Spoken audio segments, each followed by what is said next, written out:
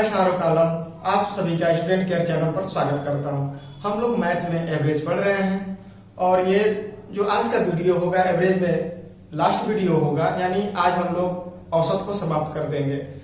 तो हम लोगों ने पिछले क्लास में जो पढ़ा तापमान पर आधारित प्रश्नों को लास्ट में सॉल्व किया। आज हम लोग जो स्टार्ट करेंगे क्लास को वो स्टार्ट करेंगे कहाँ से? स्थानांतर पर आधारित प्रश्न से हम लोग स्टार्ट करेंगे। तो आइए बिना किसी भूमिका के हम लोग अपने क्वेश्चन की तरफ चलते हैं। ये क्लास आप लोगों के लिए काफी इंपॉर्टेंट होने वाली है, तो बने रहिए हमारे साथ अंत तक। तो आइए हम लोग अपने क्वेश्चन को देखते हैं। तो हम लोग का जो क्वेश्चन है ये कह रहा है कि एक कक्षा में 50 छात्र हैं। कितने छात्र हैं? 50 छात्र। उस कक्षा में से 50 केजी वाला छात्र चला जाता है, उसके स्थान पर एक नया छात्र आ जाता है, जिससे उस कक्षा के औसत भार में 1/2 केजी यानी आधा केजी, ठीक है, की वृद्धि हो जाती है। आने वाला छात्र का भार ज्ञात करो। क्वेश्चन ये कह रहा है कि कोई क्लास है जिसमें 50 छात्र हैं और उनका औसत भार जो है नहीं मालूम है, लेकिन उनमें से क्या है कि 50 केजी वाला एक छात्र चला जाता है और एक नया छात्र आ जाता है। इससे ये होता है कि जो क्लास का जो औसत भार है उसमें आधे केजी की वृद्धि हो जाती है। तो पूछ रहा है कि जो नया छात्र आया उसका भार कितना है, यही पूछ रहा है। तो आइए हम लोग देखते हैं। तो सबसे पहले हम लोग इसको सॉल्व करेंगे बेसिक मेथड से, फिर हम लोग ट्रिक के माध्यम से भी आएंगे। तो आइए सबसे पहले हम लोग बेसिक मेथड से देखते हैं, ठीक है। तो हम लोगों ने फार्मूला पढ़ा है n × a = t, ठीक है। ये नंबर है, ये औसत भार है और ये टोटल योग है। तो आइए देखते हैं छात्रों की संख्या कितनी है? 50। तो मान लिया कि जब छात्रों की संख्या 50 है तो उनका जो औसत होगा x होगा, x, तो टोटल कितना हो जाएगा? 50x। पहले कंडीशन में जब कोई छात्र गया नहीं था, कोई छात्र नया आया नहीं था, तब छात्र जब 50 थे तो 50 छात्रों की औसत x था, तो इसलिए इनका जो टोटल योग था 50x था। लेकिन अब ये कह रहा है कि एक छात्र चला गया और एक नया छात्र आ गया। तो नए छात्र के आने पर और पुराने छात्र के जाने पर क्या कंडीशन हो रही है हम देखते हैं। तो हम ये कहें कि जब नया छात्र आया तब भी संख्या 50 हुई, क्योंकि एक छात्र चला गया तो 49 हुआ, फिर एक छात्र आ गया तो 50 हो गया। तो छात्रों की संख्या 50 की तो 50 रही, लेकिन क्या बदलाव हुआ उसके औसत में? पहले औसत x था, लेकिन जब नया छात्र आया तो उसका औसत आधा केजी बढ़ गया। बात आई समझ में? यही हुआ। तो आगे बदलाव क्या हुआ? टोटल योग तो इतना हुआ था, लेकिन जब एक छात्र 50 केजी वाला चला गया इसमें से, लेकिन हम मान लेते हैं कि एक छात्र जो आया उसका जो वेट होगा यानी जो वजन होगा वो y होगा। तो एक y केजी का छात्र जुड़ गया। यही तो जो आने वाले छात्र का वजन है, यही छात्र का वजन है। तो आइए इसको हम लोग सॉल्व करते हैं। कितना हो गया ये? 50x यानी 50x प्लस 25, ठीक है। इधर क्या हुआ? 50x माइनस 50 यानी 50 प्लस y यानी 50x से 50x कैंसिल। अब क्या लिख सकते हैं? 25 यानी 25 इक्वल टू माइनस 50 यानी माइनस 50 प्लस y। 50 को इधर लाएंगे तो क्या हो जाएगा? तो y इक्वल टू क्या हो जाएगा? 25 प्लस 50 यानी y बराबर 75। तो जो नया छात्र होगा जो उसका वजन कितना होगा? 75 केजी होगा। ये हो गया हम लोग का बेसिक मेथड। अब आइए हम लोग इसको ट्रिक के माध्यम से देखते हैं, अपने ट्रिक की तरफ से बढ़ते हैं और देखते हैं कि ट्रिक से कैसे इस क्वेश्चन को सॉल्व किया जा सकता है। तो चलिए देखते हैं।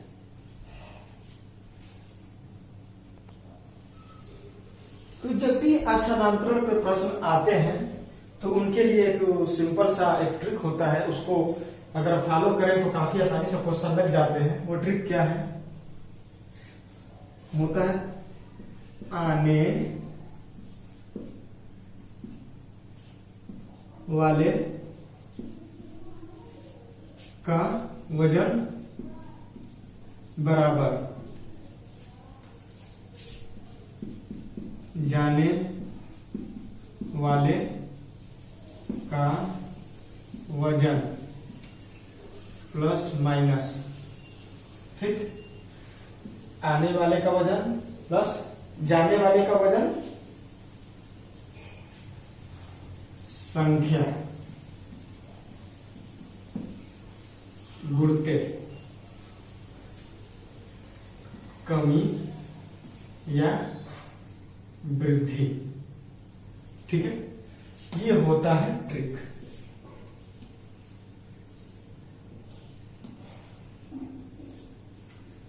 आई बात समझ में? आने वाले का वजन, जाने वाले वजन, संख्या जो मतलब छात्रों की संख्या ये हो गया। कमी या वृद्धि मतलब ये होता है कि कमी या वृद्धि किस में होगा? औसत में होगा। तो आइए हम लोग इस पर रख के देखते हैं। तो कह रहा है कि आने वाले छात्र का वजन पूछ रहा है, आने वाले छात्र का भारी पूछ रहा है, तो मान लेते हैं आने वाले छात्र का वजन y है, जाने वाले का वजन कितना है? 50 kg है। ठीक है, प्लस क्लास में संख्या कितनी है? 50 है। ठीक है, कमी हो रही कि वृद्धि हो रही है?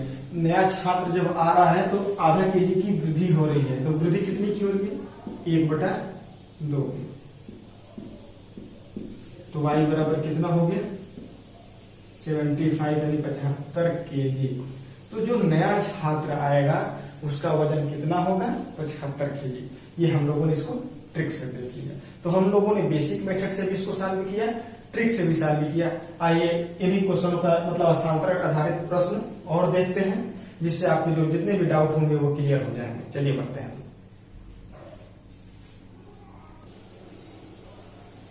तो हम लोग का अगला प्रश्न ये है, ये कह रहा है कि एक कक्षा में 15 छात्र हैं। कितने छात्र हैं? 15 छात्र हैं। उस कक्षा से 20 kg वाला यानी 20 kg वाला छात्र चला जाता है, यानी स्टूडेंट। उसके स्थान पर एक नया छात्र आता है, जिससे उस कक्षा के औसत भार में 2 kg की वृद्धि हो जाती है। तो आने वाले छात्र का भार होगा। तो हमने अभी एक ट्रिक पढ़ा, आइए हम लोग उसी ट्रिक से देखते हैं। बेसिक मेथड तो मैं ऑलरेडी आप लोगों को बता ही चुका हूं, तो हम लोग इसको ट्रिक से सॉल्व करेंगे। तो हम लोग की ट्रिक क्या है? आने वाले का भार इक्वल टू जाने वाले का भार प्लस माइनस। ठीक है, क्या हो रहा है? प्लस माइनस संख्या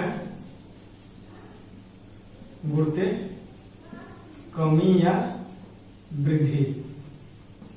यही हम लोग का ट्रिक है। इसी तरह के क्वेश्चन को सॉल्व करना है। तो किसका पूछ रहे हैं? आने वाले छात्र का भार पूछ रहे हैं। तो आने वाले छात्र का भार हमने मान लिया y। ठीक है, जाने वाले छात्र का जो वजन है कितना है? 20 kg है। और प्लस कक्षा में छात्रों की संख्या कितनी है? 15 है।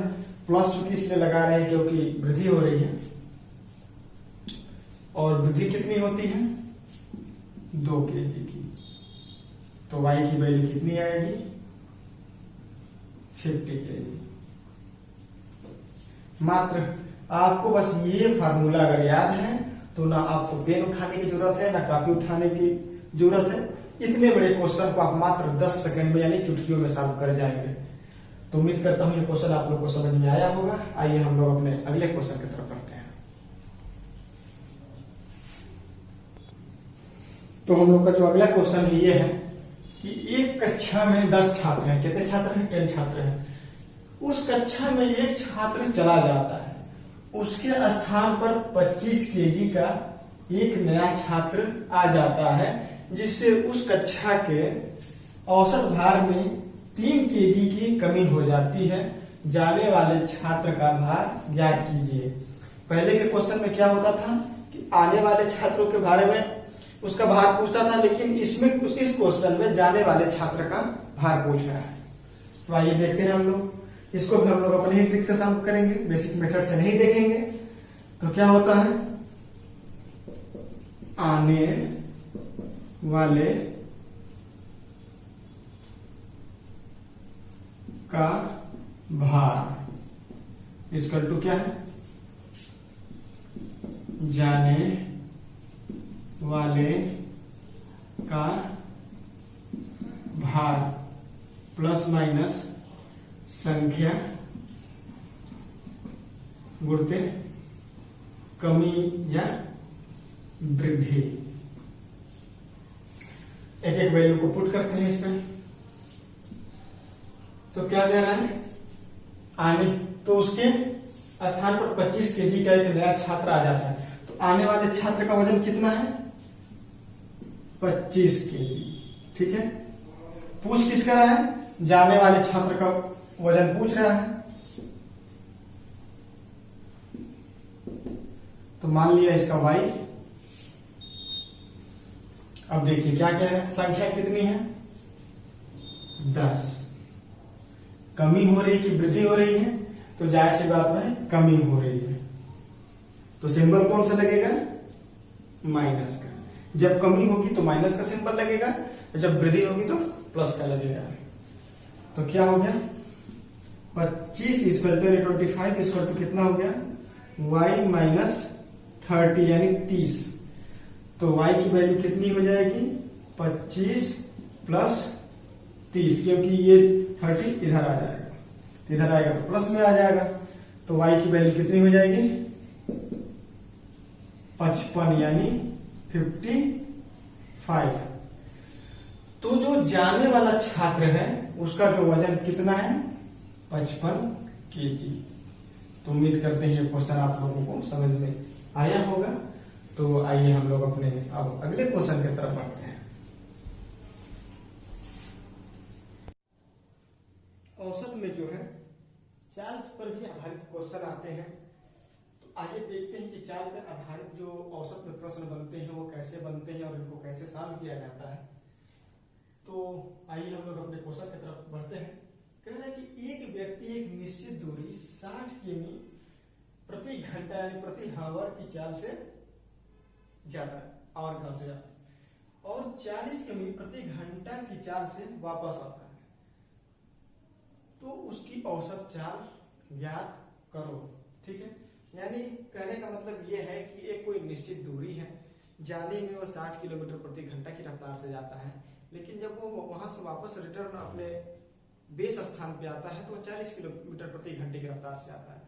तो पूछ ये रहा है कि आने और जाने का मिलाकर उसकी औसत चाल क्या थी।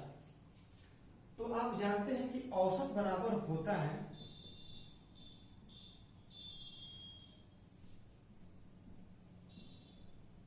औसत चाल लिखते हैं यहाँ पे कि कुल दूरी बटा में लगा समय। सबसे पहले तो मैं आप लोगों को बेसिक मेथड से समझाऊंगा, फिर आप लोगों को एक ऐसा ट्रिक दूंगा कि वो लाइफ टाइम के लिए रहेगा, चाहे औसत के कितने भी ये दिया रहे आप उसको सॉल्व कर लेंगे। तो पहले आइए हम लोग बेसिक फंडे से समझते हैं। क्वेश्चन ये कह रहा है कि मान लीजिए कोई ये दूरी है, क्या है, ये दूरी कितनी है, x है। समझ में आई बात। पहली बार वो कितना जाता है, 60 किमी प्रति घंटे की रफ्तार से यहाँ पहुंचता है, लेकिन जब वापस आता है तो कितने आता है, 40 किमी प्रति घंटे की स्पीड से वापस चला आता है। और चूंकि औसत चाल बराबर होता है कुल दूरी बटा में कुल लगा समय, तो कुल दूरी उसने कितनी तय की, पहली बार में x किलोमीटर गया, फिर आया कितना, x किलोमीटर आया, तो कुल दूरी कितना हुआ, x प्लस एक्स। अब लगा समय, अब समय कितना लगेगा, तो समय दूरी इतना है, 60 किलोमीटर प्रति घंटे की रफ्तार से जा रहा है, तो दूरी में अगर हम उसकी स्पीड से भाग दे देंगे तो समय प्राप्त हो जाएगा, यानी x बटा में 60 प्लस इसी तरह x बटा में 40। यही तो औसत होगा, मैंने मान लिया औसत y है। ठीक, अब इसको सॉल्व करना है, तो सबसे पहले मैं आप लोगों को आसानी के लिए नीचे वाले पोर्शन को सॉल्व कर रहा हूं। तो क्या हो गया, ये x बटा में 60 प्लस x बटा में 40, एलसीएम ले लिया 120, 2 यानी 2x प्लस 3x। तो इसको क्या लिख सकते हैं, 2x अपान 5x बटा में 120 लिख सकते हैं। और क्या आगे लिख सकते हैं इसको, मैं यहां लिखा रहा हूं इसको कि 2x गुणते 120 यानी 120 अपान 5x, x कैंसिल, कितना हो गया बराबर 48। तो यानी y की वैल्यू कितनी आ गई हमारी, 48 किमी पर हावर, यानी जो उसका औसत चार्ज होगा जाने और आने का वो कितना होगा, 48 किलोमीटर प्रति घंटा होगा। समझ रहे हैं। अब आइए हम लोग अब ट्रिक के माध्यम से देखते हैं।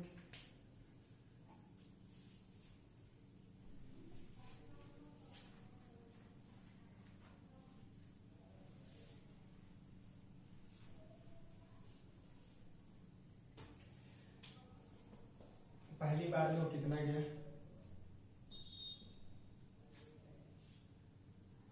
इस वेग से गया वो 60 किमी। दूसरी बार में कितना गया वो 40 किमी पर हावर के हिसाब से।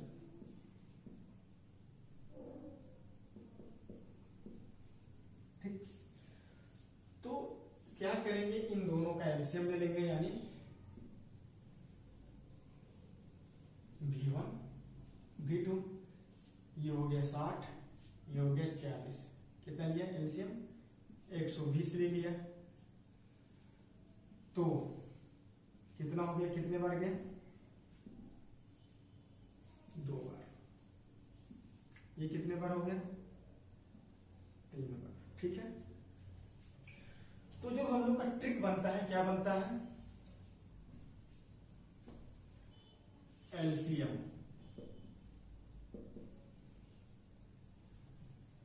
बटा में दोनों का सम, अनुपातों का सम।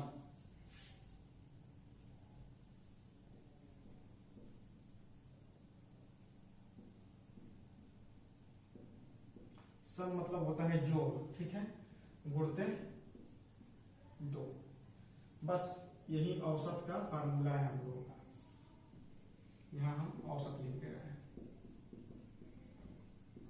ठीक है, तो एलसीएम कितना है 120, दोनों का योग कितना होगा 2 + 5 गुणते 2, कितना हो गया 48 किमी पर हावर, यही इसका औसत हो गया।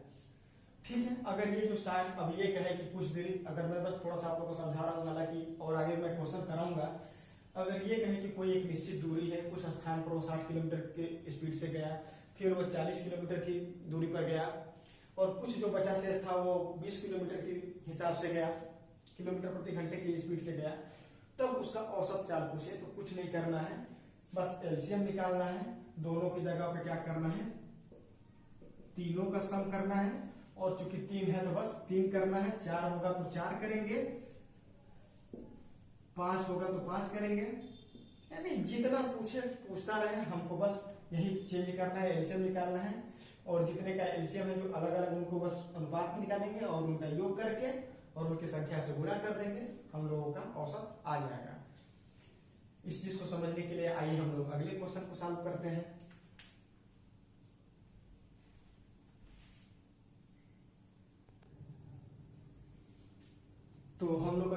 क्वेश्चन है। क्वेश्चन ये कह रहा है कि एक व्यक्ति एक निश्चित दूरी को 3 बराबर दूरी में बांटता है और 10 किमी प्रति घंटे, 12 किमी प्रति घंटे और 15 किलोमीटर प्रति घंटे की चाल से तय करता है, तो उसकी औसत चाल होगी। ये पूछ रहा है।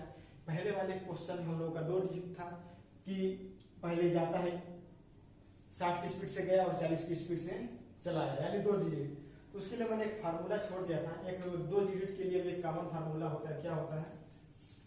औसत बराबर होता है 2xy अपान क्या होता है x प्लस वाई। ये भी औसत के लिए फार्मूला होता है, लेकिन ये सिर्फ 2 डिजिट के लिए ही काम करता है। और तो इसमें हम लोग सॉल्व कर लेते हैं। क्या होगा?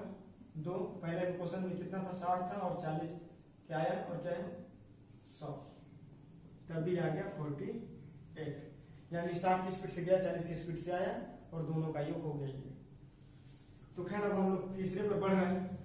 तो हम लोग इसको बेसिक मेथड से नहीं सॉल्व करेंगे क्योंकि काफी हम लोग का समय लग जाएगा।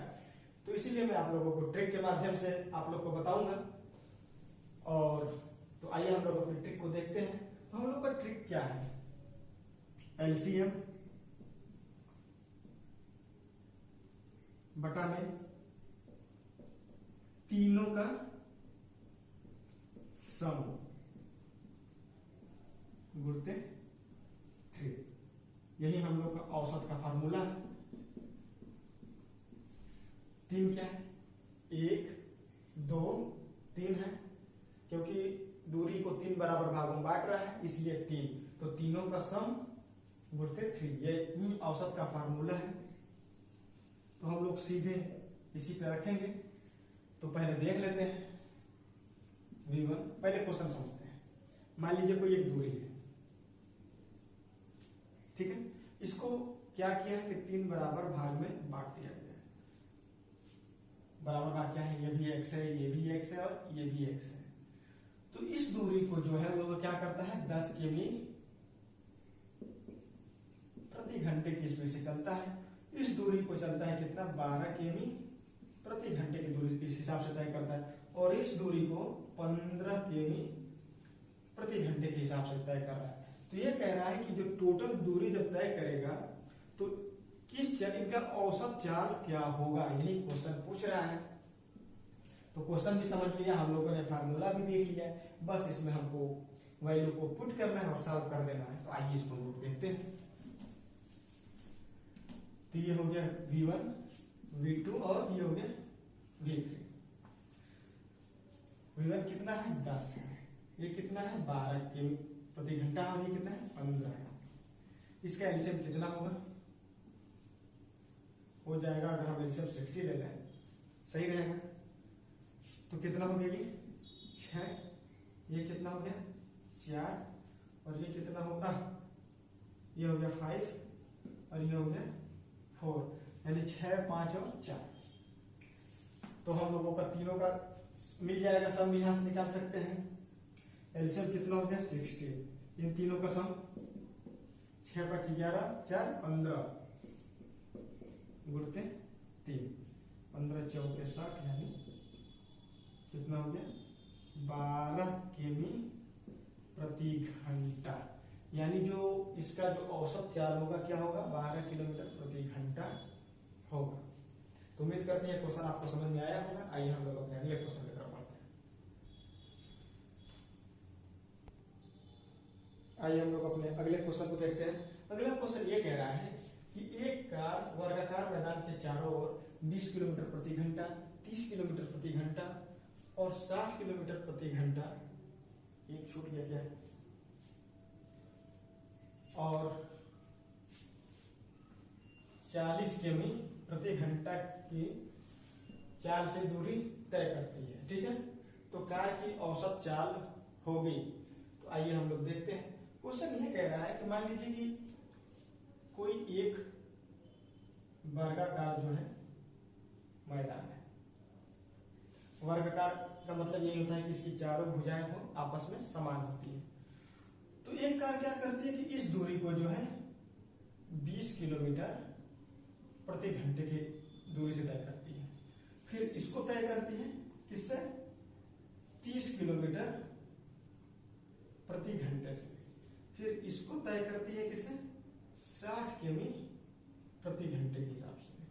फिर इसको तय करती है 40 किलोमीटर प्रति घंटे के हिसाब से तय करती है। तो पूछ रहा है कि इन सभी दूरियों को तय करने में कार की औसत चाल क्या होगी। तो हम लोगों ने अभी फार्मूला पढ़ा कि एलसीएम बटा में सम। तो यहाँ कितने हैं? 4 हैं, तो चारों का सम गुणते कितने हैं? 1 2 3 4 गुणते 4। यही औसत होगा हम लोग का। तो इसका एलसीएम कितना होगा? आइए अब हम लोग सॉल्व करते हैं इसको। चीजों को समझ लिया हमने। ये हो गया V1 V2 V3 V4। पहली बार में कितना? 20 30 60 40। अगर हम एलसीएम कितना ले कि आसानी से कट जाए, तो हम एलसीएम अगर 120 ले लेते हैं, ठीक है, तो ये कितना हो जाएगा? ये हो जाएगा 6, ये हो जाएगा 4, ये हो जाएगा 2 और ये हो जाएगा कितना? 3।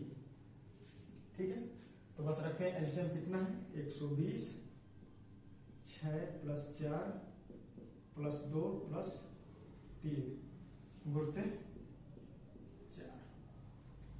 तो कितना हो गया? 120 बटा में 15 यानी 120/15 × 4। कितना के 5 × 15 5 दूना के 10 और 5 दूना के 10 5 चौके 20। ये हो गया 32 किमी/आवर। तो जो इसका औसत हो गया कितना हो गया? 32 किमी/आवर। यानी जो कार का औसत होगा कितना होगा? 32 किलोमीटर प्रति घंटे की रफ्तार से उसका औसत निकल कर आएगा। तो कुछ भी कितना भी डिजिट क्यों न दिया हो, आप इस मेथड से आप औसत बड़ी ही आसानी से आप यहाँ निकाल सकते हैं। आपको किसी और भी मेथड को फॉलो करने की जरूरत नहीं है, क्योंकि आप अगर बेसिक मेथड को फॉलो करते हैं तो काफी समय लग जाएगा। तो उम्मीद करते हैं कि क्वेश्चन आपको समझ में आया होगा। आइए हम लोग अपने अगले क्वेश्चन की तरफ बढ़ते हैं। तो आइए हम लोग अपने अगले क्वेश्चन की तरफ बढ़ते हैं। यह क्वेश्चन जो है अनुपात पे आधारित प्रश्न है। तो आइए हम लोग देखते हैं। एक कक्षा में 120 छात्र हैं जिनका औसत प्राप्तांक जो है 35 अंक है, यानी 35 है। उस कक्षा के लड़कों का औसत प्राप्तांक जो है 39 है, यानी 39 है, तथा लड़कियों का औसत प्राप्तांक जो है 15 अंक है।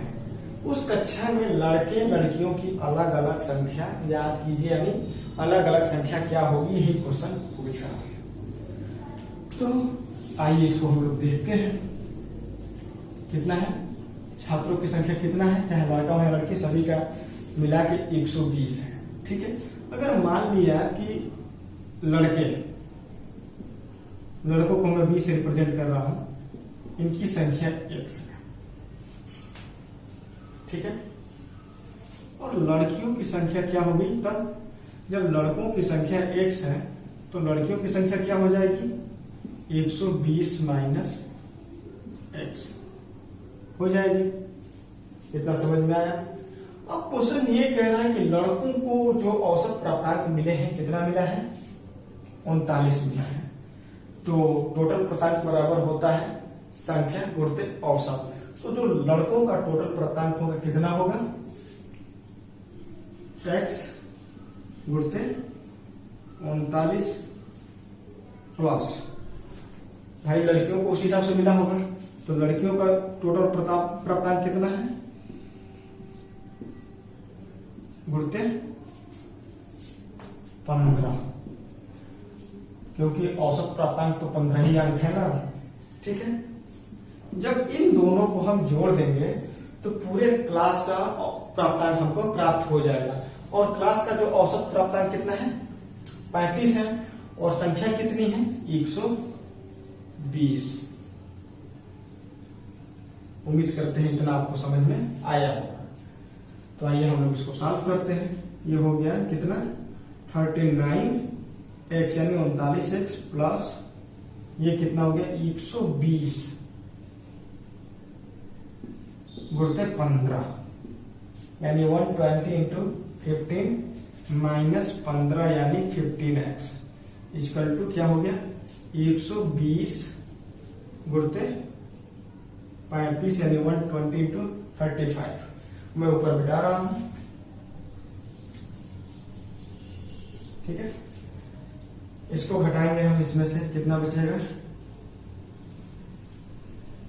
24x, ठीक है।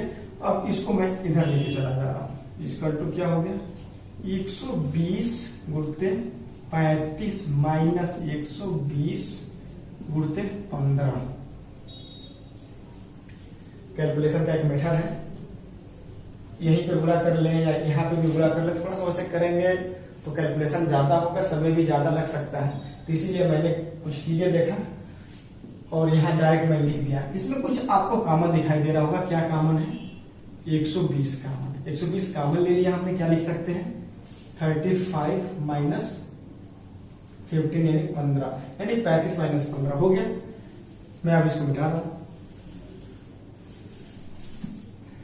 तो 24x यानी 24x इक्वल टू क्या हो गया 120 यानी 120 कोष्टक में क्या हो गया, ये घटेगा तो कितना हो गया 20 हो गया। 12 दिन रखे 24 और ये हो गया 5 यानी x बराबर क्या हो गया 5 गुणित 20, x बराबर क्या हो गया 100। तो हमने x किसको माना था, लड़कों की संख्याओं को x माना था, तो लड़कों की संख्या कितनी होगी 100 और तब लड़कियों की संख्या कितनी होगी, क्योंकि टोटल संख्या जो है कितना है 120, तो 120 माइनस लड़कों की संख्या घटा देते हैं तो लड़कियां निकल जाएंगी, यानी 20 लड़कियां हैं। तो लड़कों की संख्या 100, लड़कियों की संख्या 20। उम्मीद करते हैं क्वेश्चन आपको समझ में आया होगा। आइए हम लोग अब इसको सेकंड मेथड से देखते हैं। ये तो था बेसिक मेथड, और आइए अब ट्रिक से देखते हैं। उम्मीद करते हैं क्वेश्चन समझ में आया होगा।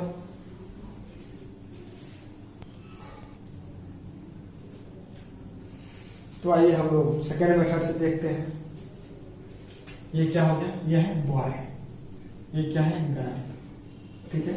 इन y का औसत पूर्णांक कितना है 35, सॉरी बॉयज का औसत पूर्णांक कितना है 39, लड़कियों का औसत पूर्णांक कितना है 15, और पूरे छात्रों का औसत पूर्णांक कितना है 35, ठीक। कितना होगा 20, ये कितना होगा 4, यानी ये हो गया 5 संबंधी 1। यानी हमको यहाँ क्या मिल गया, लड़कों और लड़कियों का अनुपात मिल गया हमको, यानी 5 लड़कों पे क्या है 1 लड़की है। तो आइए अनुपातिक योग से हम लोग निकाल लेते हैं। तो y बराबर देख लेते हैं 5/6 उड़ते 120, 120 पूरे लोगों की संख्या है, तो यानी 100 गर्ल कितना हो गया 1/6 उड़ते 120, ठीक है। तो कितना हो गया 20, गर्लों की संख्या हो गया 120। तो उम्मीद करते हैं ये क्वेश्चन आपको समझ में आया होगा। तो आइए आप हम लोग अपने अगले क्वेश्चन की तरफ बढ़ते हैं।